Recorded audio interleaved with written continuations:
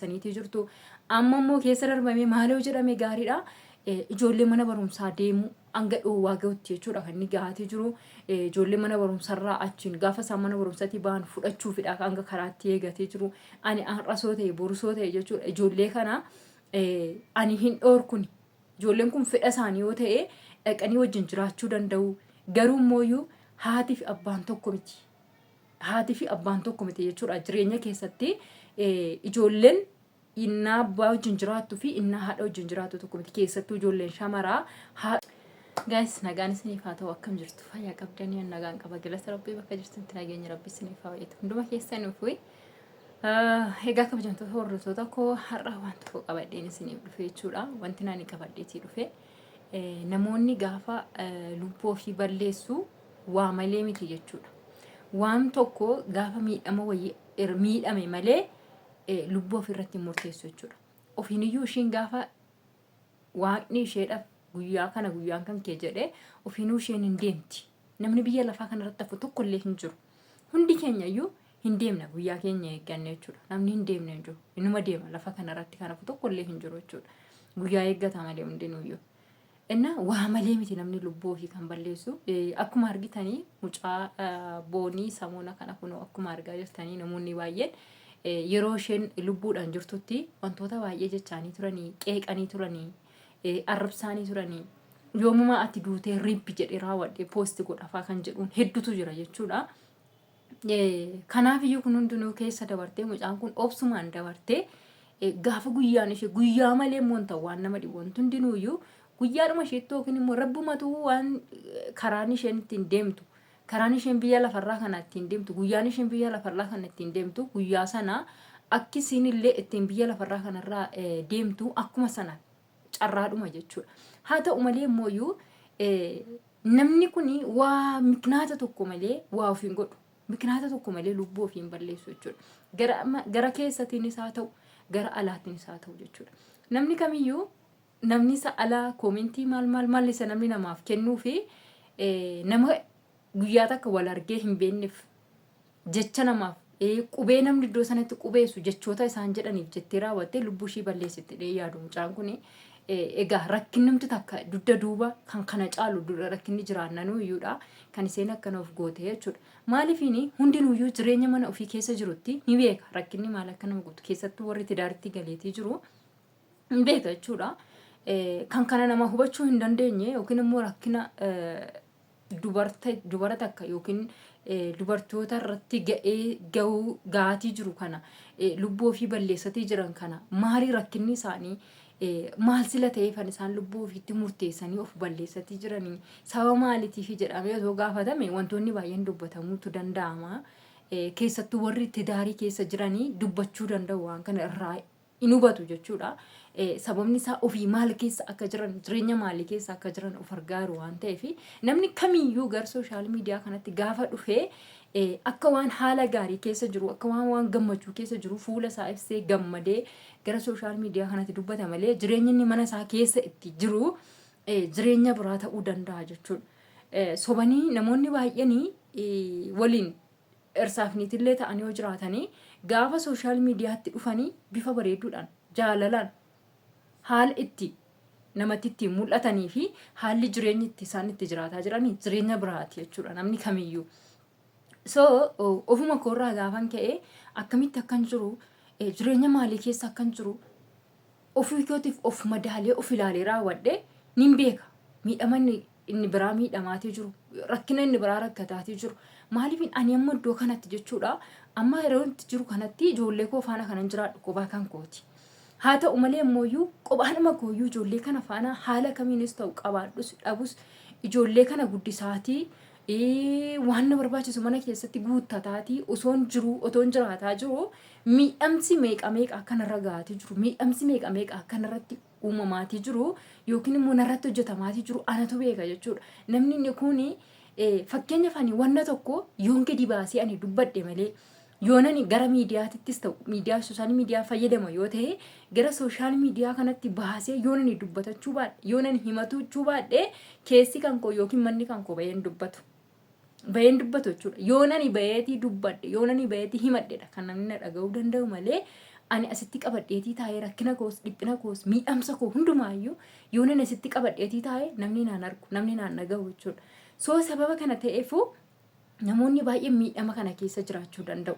Amma akkuma beekamu ni beektani ani jireenya maalii keessa akkan jiru haala kamitti hin beektu viidiyoo hedduu isinii kanan gallakkisee hin jira akkasuma immoo egaa kan gadi bahee mul'atinis kan mul'atus kan dubbadhes kan hin dubbatinis hin jira jechuudha. Egaa viidiyoo dheengaddaa isinii hojjedhe tokko argitaniiti jirtu. Egaa haala maalii keessa akkan jiru deebi'amee illee akka gara seeratiinis wanti hundinuu xumuramee ammas deebi'amee akka dubbiin narratti dubbatamaati jiru. Akka doorsisni sodaachisni narratti jiru isinitti himeen ture dhageessaniiti jirtu. Amma immoo keessa darbamee maaloo jedhame gaariidha. Ijoollee mana barumsaa deemu hanga dhoowwaa gahutti jechuudha kan inni gahaatee jiru. Ijoollee mana barumsarraa achiin gaafa isaan mana barumsatti ba'an fudhachuufidha hanga karaatti eegatee jiru. Ani har'asoo ta'e borusoo ta'e jechuudha. Ijoollee kana ani hin dhoorkuni. Ijoolleen kun fedha isaanii yoo ta'e dhaqanii wajjin jiraachuu danda'u. Garuu immoo haatii fi abbaan tokko miti. Haatii fi abbaan tokko miti jechuudha. Jireenya keessatti ijoolleen innaa abbaa wajjin jiraattu fi innaa haadha wajjin jiraattu tokko miti. Keessattuu ijoolleen shamaraa haadhumatu malaaf jechuudha. Haadhumatu ta'aafi jireenya jiraachuudhaaf haadha wajjin yoo jiraatan jechuudha gaariin. Kana hundumaayyuu kan anayyuu immoo deebi'ee akkan ijoollee kana faana taa'ee jiraatu achi deemee akka eenyumaatiyyuu hojjedhee ta'u jijjiirama guddaa fidachuu hin danda'an ture. Achi deemee firii ta'ee jiraachuu hin danda'an ture. Garuu mana kana keessatti kan na teessisee ta'u aga ammaatitti ijoollee kana waliin akkanaaf akka ijoollee kana wajjin taa'u na taasise maanni ijoollee kana ilmoo kana jechuudha. Namni ilmoo qabu garan qabu jedha Oromoon. Dhuguma dubbachuudhaaf sababa kana ta'eefin isaan wajjiniin asitti rakkadhus beela'us dheebodhus isaanuma wajjin jiraachuu naaf wayyaa isaanuma wajjin taa'uu naaf wayyaa raawwadhee gaafan viidiyoo yoo jedheen ture argitaniiti jirtu. Isaanillee boo'anii numa faana jiraachuu nuuf wayyaa yoo si faana jiraanne wayya jedhanii haalan ani yookiin immoo wantoota ani mijeeffadhe wayii keessa akka isaan naambisan ni beektu. Amma immoo hanga isaan mana barumsaa deemuu dadhabaniitti ga'aniiti jiru jechuudha. Egaayyuu erga gana amma gara seeraa yoo jenne seerri murteesseera waan murteesse jechuudha. Seerri ilmoon kun kan qixa keessaniiti waan ta'eef isa biras jiraachuu danda'u si biras jiraachuu danda'u jedhameetii jira. Garuu fedha ijoolleetiin jechuudha kun hundinuu kan murtaa'uutii qabu kun hundinuu kan ta'uutii qabu fedha ijoolleetiin fedha isaaniitiin alaa isin fudhadhee galuun qaba ihan faana jiraachuu qabdu jechuun hin jiraare yaa jira hin jiru jechuudha. Waan akkanaayi maaliif amma guyyaa kaleessaa ijoolleen mana barumsatii gaafa dhufanii maal akkasitti yoo iddoo saarbisiitii akka nuti gara manaatti dhufnee nu dhorkatii ture nafaanaa achi gara mana wajjin galaa na wajjin jiraadhaan hin jiraatii ture. Innaa saba kana ta'eef maal gochuu qabna? Jedhanii raawwatanii ijoolleen dhufanii boo'anii bakka maal goona nuti waan goon wallaallee jirra. Mana barumsaa yeroo deemnu yeroo gallu achitti nu eegee raawwateeti nafaana jiraachuu qabdu haadha keessan dhiisati koottaa nafaana jiraadha nuun jechaatii jira abbaan keenya. Ishii maalluuf wayyaa nuti garatti gorruu dhabneerra naan jedhanii jechuudha dhufaniiti. Soo garanti murteessu hin dhabe. Maalinni sababni isaa garanti murteessu wanti hin dhabeefi seerri murteesseera jechuudha. Ijoolleen kun gara lachuu jiraachuu danda'u. Ijoolleen kun daa'ima miti fakkeenyaaf mucaa ishee xiqqoon ana faana malee gara biraa jiraachuu hin dandeessu dhugaadha. Hanga guddattutti jechuudha. Amma jarri isaan kun immoo guddataniiti jiranii bakka fedha isaanii jiraachuu danda'u jechuudha. Fedhan abbaa isaanii bira fedhan haadha isaanii bira jiraachuutii danda'u. Garuu jidduu kana keessatti daa'ima kana maaltu mudata? Daa'imti kun maal ta'u jidduu kana keessatti? Kana ana hangaa fi natti ta'u jechuudha. Kanatu iyyuu sammuu koo na zorsatee jira jechuudha. Kanaaf iyyuu namoonni baay'een jireenya isaaniitti murtoo du'aa kan murteessanii gaafa wanti hundinuu mataa isaanii irra darbe jechuudha. Gaafa wanti hundinuu waan godhu isaan wallaalchisee waan jedhan waan dhaban gaafa wallaalanii gaafa sana jechuudha kan isaan murtoo du'aa murteeffatan. Amma namoonni baay'een keenya maaliif lubbuu isaanii balleessu? Jireenya darbuudhaaf jirtu. Jireenya darbuudhaaf jirtu maaliif lubbuu isaaniitti faradu? Jennee raawwannee dubbanne jechuudha. Garuu rakkina isaan bira jiru, rakkina mana isaanii keessa jiru, rakkina sammuun isaanii itti cinqamtee raawwattee du'a ofitti murteessite sana isaantu beeka malee nu miti jechuudha.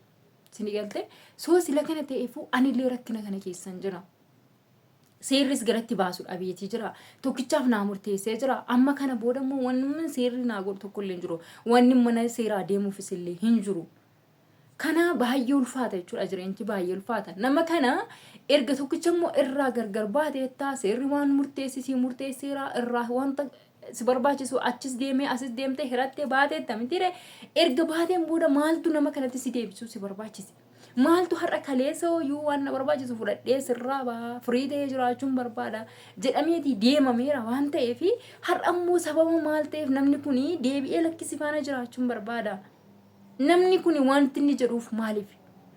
Ana gaafii guddaa kanatti ta'e isa kanadha jechuudha. Isa kanadha jechuudha. Anallee amma ammaatti angan bulu angan oolu kan gaafii natti ta'u isa kanadha jechuudha. Kaleessa gara seeratiin deemameera wanti hundi xumurameetii jira. Waan murteeffameetii jira. Daa'ima kanallee yookiin achi yookiin asaa jiraatanii iddoo fedha isaanii haa jiraatanii jedhamee jira. Sababa kana ta'eefuu har'a hoo maaltu jara kana har'a hoo maaltu asitti deebi'ee si faana jiraadha jechuusisu keessa. Miknaatus maal zila ta'eef ana gaafii guddaa kanatti ta'e isa kana yaa jamaa. Egaa kan akka koo rakkataatii jiru, kan akka koo miidhamaatii jiru, kan akka koo waan godhu wallaalee raawwatee murtoo hin taane murteeffatu hedduutu jira jechuudha. Kana rabbi namaa haa baasu. Kana rabbi namaa haa baasu jechuudha. Kanaaf ani garanti dubbadhus garanti baafadhus dhabee gaafanichi jedhe callimmi jedhee jechuudha. Sooshaal miidiyaan kana yoon fayyadamu dhiisee yoon ofirraa dhiisee taa'ee jedhee raawwadhee gaafa mammaradhee ani taa'e manatti natti dhufti jechuudha. Manatti natti dhufa sammuu koorra na baha jechuudha. Waanan godhu waanan jedhu kana wallaaluun gadi ba'ee raawwadhee asitti furmaata takka argadhaa laata gaafan dubbadhe. Gaafan dubbadhe waan takka argadhaa laata dheetin hin bayeetii dubbadhaa jechuudha. Kanaafiyyuu mee ijoolleen kun asuma jiranii waan jiru hundumaa maal akka isaaniin jiru egaa mana barumsaa yeroo itti deeman akkamittiin akka isaan rakkataatii jiranii sagaleedhuma isaaniitirraa dhageessu ani dhugaa dubbachuudhaaf jechuudha gara itti baasuu dhabeetiin hin jira. Gara itti baasuu dhabeetiin hin jira. Kanaafuyyuu mee ijoolleen haa dhufaniiti ijoolleen miti isinitti himanii jechuudha wanta jiru. Ani amma gaafan akkasitti dubbadhu gaafan akkasitti maa baatee dubbatta maali jireenya ofii namni dhokfateetuma jedha namoonni baay'een garuu gaafa sammuurra si bahee gaafa waan gootoo dhabdu baatee dubbatta jechuudha. Jireenyicha sana keessa rabbi siin galchin nama kamii keessanii jechuudha. Rabbi nama galchin. Rabbi immoo erga namaa kenne jireenya bareeddu amma umriin ta'e lafa kanarra jirtutti gammaddeetti jiraattu rabbi siif haa kennu. Malee jireenya itti gubataatii jiraattu ilmoollee itti dhaltee ilmoo kee kan itti rakkistu rabbi siif hin kennin. Rabbi jireenya bareeddu siif haa kennu. Kanaaf iyyuu yaa obboloota koo jireenyi baay'ee ulfaata. Jireenyi baay'ee namatti ulfaata jechuudha. Kanaaf iyyuu mee ijoollee dhumarraa dhageenya. Maal akka isaan ta'an maal akka rakkatan mana barumsarree deemaa gaafa jiran akkam akka ta'an isaanumarraa dhageenya. Akkuma natti manitti isinitti illee mee himanii isaanumti jechuudha. Isaanumarraa dhaggeeffadhaadha. Turtiin keessan isaan faana haa ta'u.